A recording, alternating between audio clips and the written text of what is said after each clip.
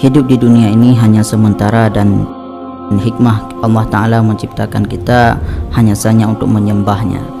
Maka satu, berbakti kepada Allah dan Rasulnya, dan menjauhi segala larangan Allah maupun Rasulnya. Yang kedua, berbakti kepada guru dan orang tua.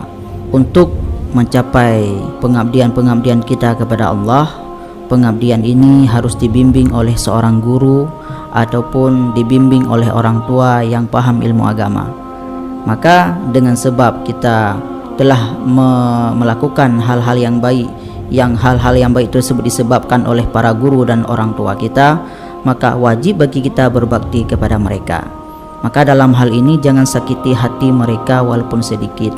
Jika ada kesalahan-kesalahan yang pernah kita lakukan, maka di tahun baru Hijriyah ini adalah marilah kita berhijrah meminta maaf kepada mereka jika ada kesalahan-kesalahan yang pernah kita lakukan, supaya amalan-amalan salih yang kita kerjakan tidak menjadi hujjatan alaina, artinya menjadi mudarat bagi kita hingga hari kiamat nanti.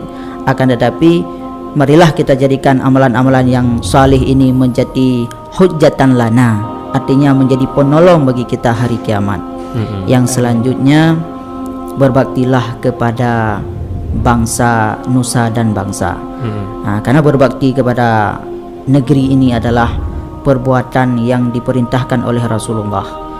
Maka dalam hal tersebut, kita telah berbakti kepada Allah, telah berbakti kepada orang tua dan guru, telah berbakti kepada bangsa kita, insya Allah kehidupan kita akan bahagia baik di dunia maupun di akhirat, insya Allah. Wallahu a'lam.